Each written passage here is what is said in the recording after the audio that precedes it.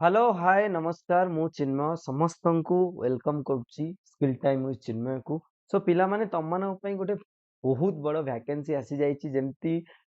हमें केबेठू डिस्कशन करूचंती केबेठू भाबुचंती कि RI आसीबो ARY आसीबो अमीन post आसीबो किंतु ओ ट्रिपल एसएससी तरफ रु आरआई एआरआई ओ अमीन आउ कौन आईसीडीएस सुपरवाइजर रो कंबाइन रिक्वायरमेंट एग्जामिनेशन लो गोटे पोस्ट पळी आसी ह्यूज वैकेंसी डिटेल्स रे एडवर्टाइजमेंट दे देइची। आमे ताकू डिटेल्स देखिबा कोन कोन एग्जाम पैटर्न रहइबो केमिति कोन अप्लाई प्रोसीजर रहइबो सिलेबस कोन रहइबो पूर्व एग्जाम 2021 रे जोटा हितिला सेही टाइप रो हबो ना एग्जाम पैटर्न ले किछि चेंज आछि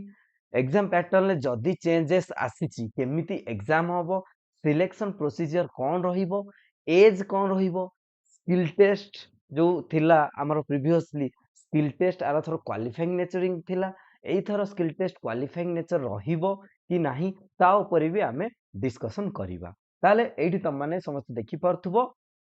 ओडिसा सब ऑर्डिनेट स्टाफ सिलेक्शन कमिशन तरफ रु गोटे वैकेंसी पळी आछि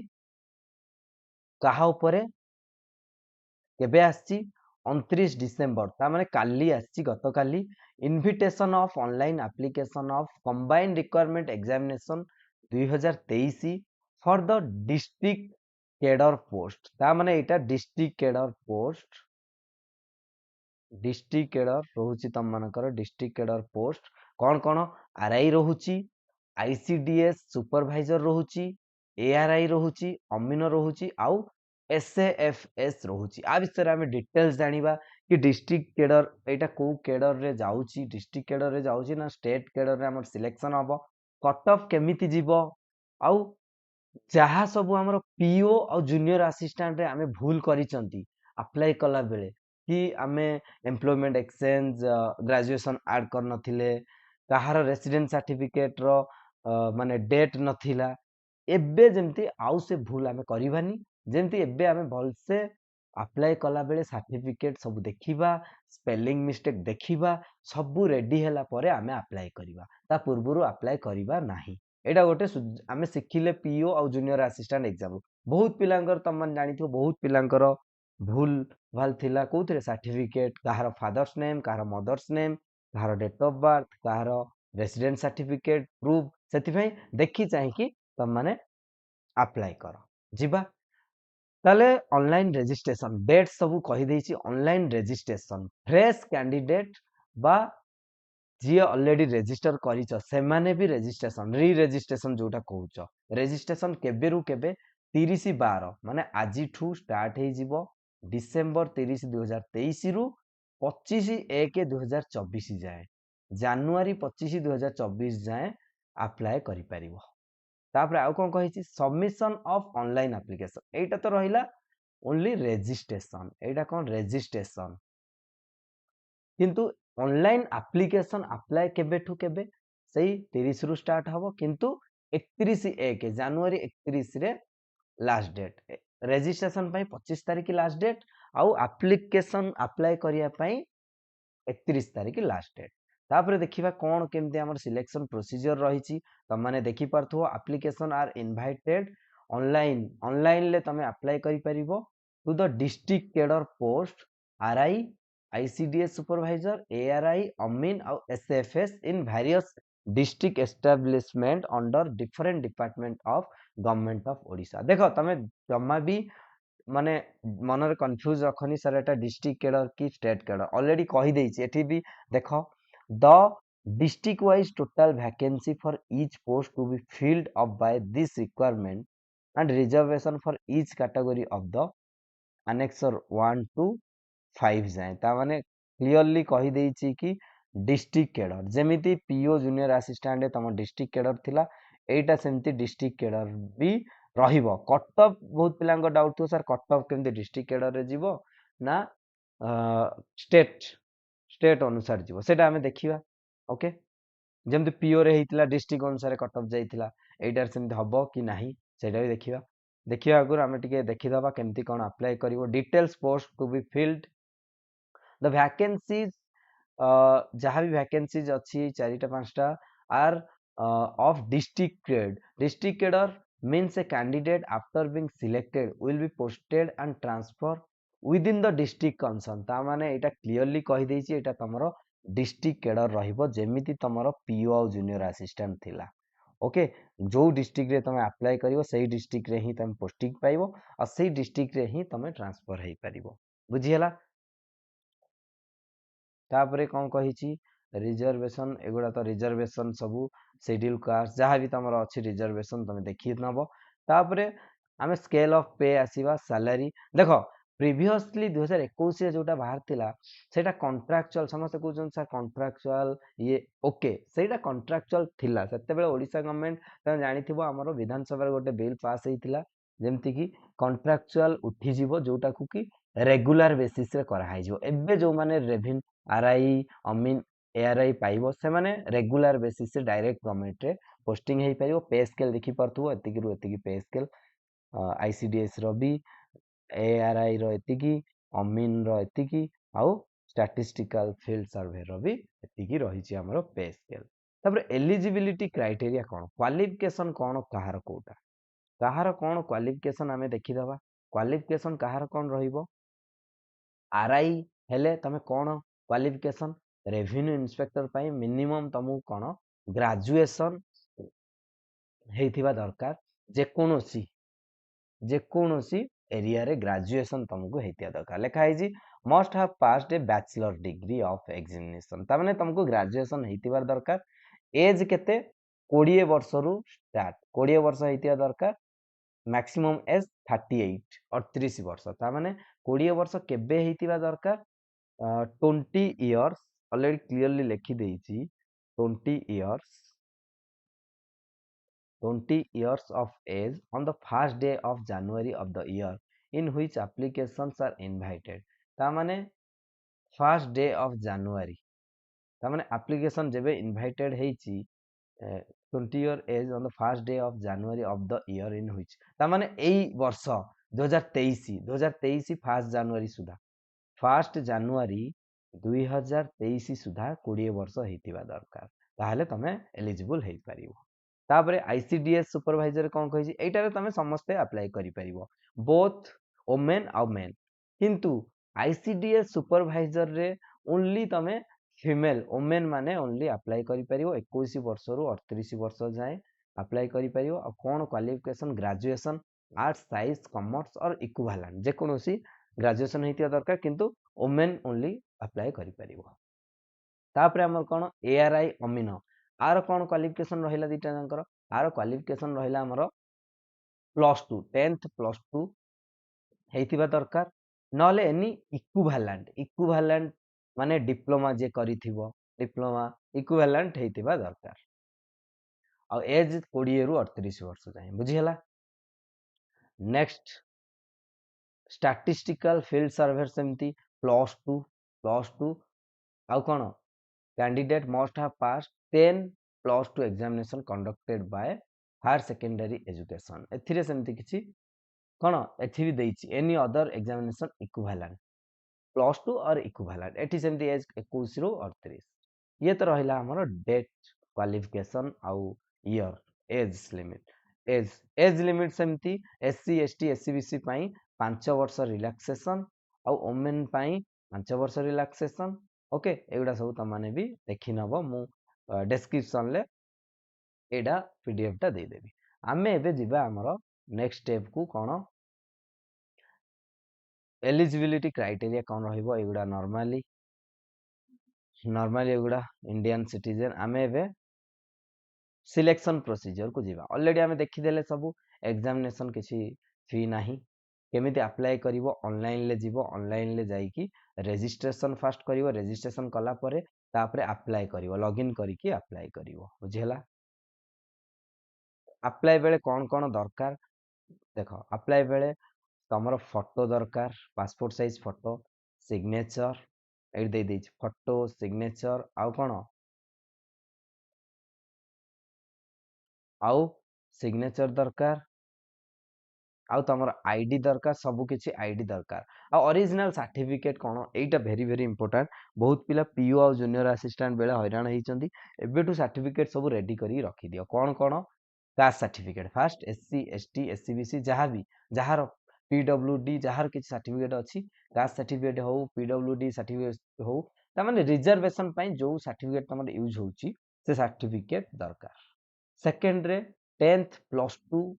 +3 जहाँ भी ग्रेजुएशन पर्यंत जहाँ अच्छी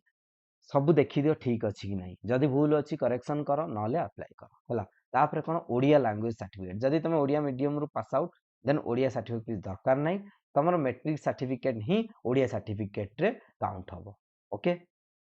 डिस्चार्ज सर्टिफिकेट जदि तुम गवर्नमेंट सर्विस रे अछो नो ऑब्जेक्शन सर्टिफिकेट आनी परिवो एनओसी जोटा को कहंती तापर स्पोर्ट्स पर्सन जो माने से माने स्पोर्ट्स आईडी दे परिवे तापर रेसिडेंट सर्टिफिकेट एबेठू मु कहूची केही पुरुना आउ यूज करनी एबे अप्लाई करो रिसेंटली अप्लाई कला परे तमे आसिला परे रेसिडेंस तापर फॉर्म अप्लाई करो हला जम्मा भी हड़बड़ी हुओनी पुरुना रेसिडेंस देगी पुणी कहबो सर मोर रेसिडेंस पुरुना हे गला कोन करिवि हला तापर कहिची एटा गोटे must character certificate from the head of the institution last studied ता माने कहिची कि तम एटा पिलांको डाउट कैरेक्टर सर्टिफिकेट गोटे तुमको आनिया पड़िबो तमर हेड ऑफ द इंस्टीट्यूशन जो तमे लास्ट पास आउट हेचो जब तमे ग्रेजुएशन करछो से ग्रेजुएशन कॉलेज रो तमर प्रिंसिपल सर जे थिबे तांको टू गोटे कैरेक्टर सर्टिफिकेट आनिबो हला फॉर्मेट दे देइथिबो डॉक्यूमेंट वेरिफिकेशन भितरे हला एटा एबे नुह फॉर्म अप्लाई बेले नुह बोधे मत हला ता परे भी मु गोटे फॉर्म अप्लाई वीडियो बनै देबी तम माने डिटेल्स रे देखि नबो तापर सर्टिफिकेट ऑफ वर्क एक्सपीरियंस तमे आनी परियो जहा आउ अछि एतिक होची हमर दरकार तापर place and date of examination already mention कर देइची तमरो प्रिलिमिनरी एग्जाम आ एठी गोटे बड़ो डिफरेंस अछि तमरो आरआई तमे जेतले 2021 रे थिलो आ एटा कोन आरआई 2023 कहबो 21-23 डिफरेंस कोन 21 रे तमरो दुईटा राउंड थिला 2 राउंड थिला एबे कोन heiची तीनटा राउंड हे जाईची फर्स्ट 21 रे कोन थिला फर्स्ट राउंड प्रिलिमिनरी थिला प्रिलिम थिला जहा कि प्रिलिम रे पेपर 1 आउ पेपर 2 अलगा अलगा एग्जाम गोटे दिन रे होतला प्रिलिम तापरे कोन स्किल टेस्ट होतला स्किल टेस्ट ए दिटा होतला किंतु 2023 रे कोन करिछि तुमको तीनटा राउंड कर देइछि फर्स्ट हैला प्रिलिम सेकंड होउची मेन थर्ड होउची स्किल टेस्ट बुझी हला एटा मन रखो डायरेक्टली तमर प्रिलिम रु स्किल टेस्ट आसुतलो किंतु एबे प्रिलिम दबो प्रिलिम रे क्वालिफाई कला परे मेन दबो मेन रे क्वालिफाई कला परे स्किल टेस्ट को जीवो हला एटा कहिछि एठी भी को एग्जाम केतले हबो एटा हमर कहि देइछि देखो देखि पारथुओ प्रिलिमिनरी एग्जामिनेशन मे जून रे हबो 2024 मेन एग्जाम सेप्टेम्बर अक्टोबर रे हबार अछि 2024 आ स्किल टेस्ट कोन मेन एग्जाम हबार 2 मास परे हबो बुझियला तीनटा राउंड एथर हबो सेति पे भल से पढ़ा पढ़ी करो प्रिपरेशन करो एबे हमें जिबा सिलेबस उपरु प्लान ऑफ एग्जामिनेशन जोटा कहती ताले मु कहि सारची हमर तीनटा राउंड एथर हबो तीनटा राउंड फर्स्ट राउंड होची प्रिलिमिनरी एग्जामिनेशन फेज 1 तीनटा फेज रे हबो प्रिलिमिनरी एग्जाम केमती हबो एमसीक्यू टाइप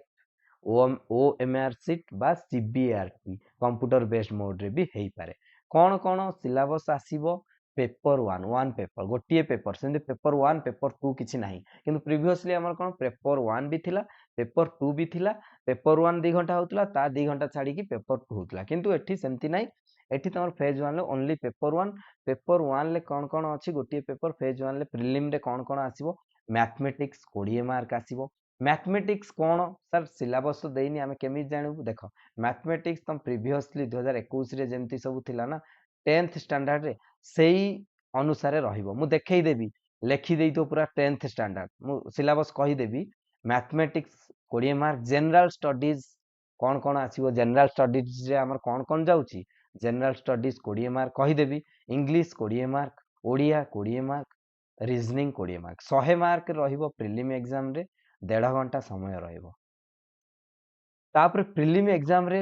केते टाइम्स मेन एग्जाम को जीवो जेतिकी वैकेंसी थिबो तार 5 गुणा वैकेंसी रो 5 गुणा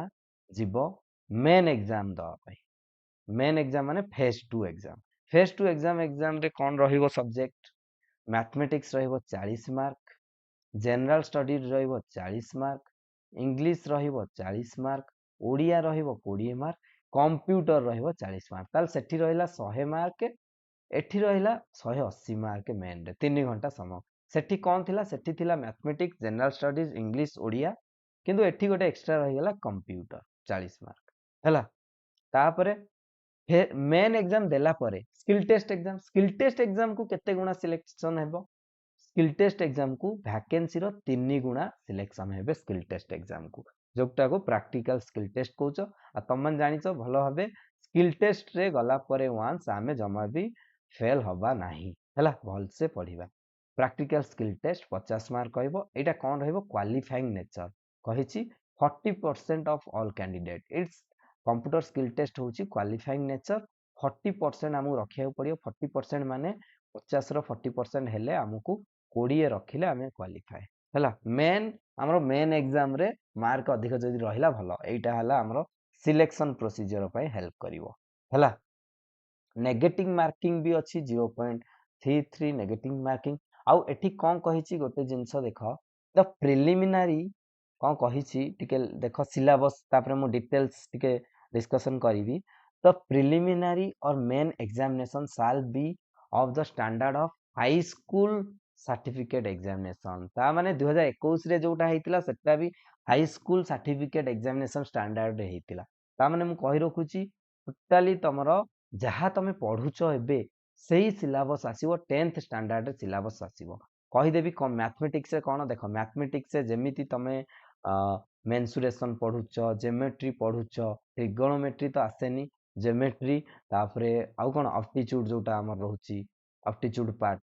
मैथमेटिक्स 1 जोटा रहउची advance 1 profit loss number system एगुडा रहउची मैथमेटिक्स रे एगुडा ही आसीबो जेमति कि मु तुमको क्वेश्चन गोटे देखै देबी प्रीवियस ईयर क्वेश्चन ओके एटा तमे देखि परथुओ 2021 रे ए क्वेश्चन आस्तिला देखै देबी मैथ रे तमरो केमति कोन आस्ची हला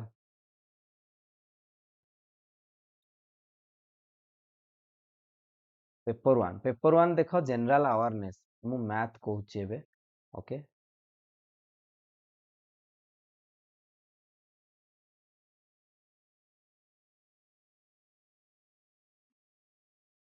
हां एट देखो मैथ मैथ तमे जदि देखिबो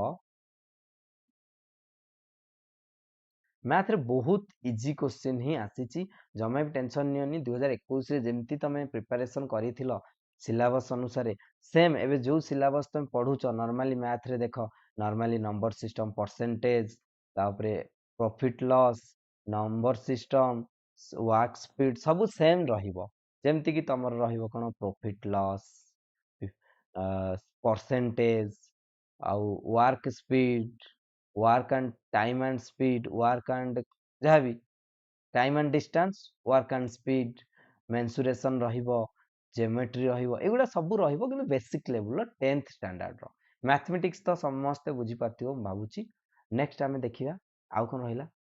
general studies okay general studies रे कोन आसीबो जनरल स्टडीज रे तमे जेमती पढुचो अलगा एग्जामिनेशन पई कोन तमरो फास्ट रहिबो जेमती कि करंट अफेयर इंटरनेशनल नेशनल तापर कोन रहिबो हिस्ट्री जेमती तुम पढ़ो इंडियन हिस्ट्री ओडिशा हिस्ट्री भी आसे ओके हिस्ट्री जियोग्राफी जेमती पढ़ो इंडियन जियोग्राफी ओडिशा रे भी Odisha geography geography polity Indian polity आउ कोन रहिला इकोनॉमिक्स एगुडा आउ एगुडा होची जनरल स्टडीज आउ कोन आसीबो आउ तमरो साइंस जनरल साइंस जोटा कोछ फिजिक्स केमिस्ट्री बायोलॉजी ता माने एत्ती की तमरो जनरल स्टडीज रे आसीबो देखो जनरल स्टडीज रे देखो आमे कंप्यूटर ऑलरेडी मोर चैनल ले ऑलरेडी हमर चैनल ले skill time with Chinmay channel ले ऑलरेडी कंप्यूटर रो गोटे सीरीज चली टॉप 100 ସବୁ ଟପିକ୍ ର ଚାଲିଛି। ତମେ ଯଦି କୌଣସି ଏକ୍ଜାମ ପାଇଁ ପ୍ରିପାରେସନ୍ କରୁଛ ସେଠି ଯାଇକି ଦେଖିପାରିବ। ନହେଲେ ମୁଁ କ'ଣ କରିବି, ମୁଁ ବେସିକାଲି ଜିଓଗ୍ରାଫି ଆଉ ପଲିଟି ପାଇଁ ଗୁଡ଼ାଏ କୋଶ୍ଚିନ୍ କରିବି। ଟପ୍ 200 100 ଏମିତି କୋଶ୍ଚିନ୍ ଆଣିବି, ଆର ଥିଓରି କ୍ଲାସ୍ ବି କରିବି, ଆଉ ଟ୍ରାଏ କରିବି କରେଣ୍ଟ ଆଫେୟାରର ବି ଦେବା ପାଇଁ ହେଲା। ତମେ ନିଜେ ଦେଖିପାରିବ, ଆଉ ଯୋଉଟା ଦେବି ମଷ୍ଟ ନିହାତି ଏକ୍ଜାମ ଓରିଏଣ୍ଟେଡ୍ ହେଇଥିବ। ଏତିକି ହେଲା ଜେନେରାଲ ଷ୍ଟଡିଜ୍। ଆଉ ଇଂଲିଶରେ ଯେମିତିକି ତମର ନର୍ମାଲ ସିଲାବସ୍ ଯେମିତି ତମେ ପଢୁଛ, ଓଡ଼ିଆରେ ସେମିତି ଓଡ଼ିଆ ଗ୍ରାମାର, ଆଉ କମ୍ପ୍ୟୁଟରରେ ତ କିଛି ଟେନସନ୍ ନେବାର ନାହିଁ। ଆମର ଚ୍ୟାନେଲ ଅଛି, କମ୍ପ୍ୟୁଟରରେ ସବୁ କୋଶ୍ଚିନ୍ ଅଛି, ଥିଓରି କ୍ଲାସ୍ ବି ଆଭେଲେବୁଲ୍ ଅଛି। ଏଇଟା ହେଉଛି ବେସିକାଲି ଗୋଟେ ଓଭରାଲି କହିବାକୁ ଗଲେ ଗୋଟେ ସିଲାବସ୍। ସେମିତି କିଛି ଟେନସନ୍ ନିଅନି, ସିଲାବସ୍ କ'ଣ ଅଛି। ତମେ ଯାହା ପଢୁଛ ମ୍ୟାଥମେଟିକ୍ସ, ଇଂଲିଶ, ଓଡ଼ିଆ ଯାହା ପଢୁଛ ସେଇ କୋଶ୍ଚିନ୍ ହିଁ ଆସିବ। ଆଉ ତାପରେ ସ୍କିଲ୍ ଟେଷ୍ଟ ତମର ନର୍ମାଲି 50 ମାର୍କ। ସ୍କିଲ୍ ଟେଷ୍ଟ ପାଇଁ ବି ଟେନସନ୍ ନିଅନି, ଆମର ଅଲରେଡି ଅଛି ଚ୍ୟାନେଲରେ ପ୍ଲେଲିଷ୍ଟ, ଯାଇକି ଦେଖିପାରିବ। ଏତିକି ଥିଲା ଆମର ଆଜିର ମାନେ ଗୋଟେ ଆନାଲିସିସ୍ ବି କହିପାରିବ ହେଲା। ତାମାନେ ସିଲାବସରେ ମୁଁ ଭାବୁଛି କାହାର ଡାଉଟ୍ ନଥିବ, ଆଉ ଯଦି ଡାଉଟ୍ ଥିବ ତମେ ପ୍ରିଭିୟସ୍ ଇୟର କୋଶ୍ଚିନ୍ ବି ସବୁ ଦେଖିପାରିବ ହେଲା। Okay, thank you. ଯଦି ଭିଡ଼ିଓଟି ଭଲ ଲାଗିଲା ଲାଇକ୍, ସେୟାର ଆଉ ସବସ୍କ୍ରିପସନ୍ କରିପାରିବ। ଧନ୍ୟବାଦ।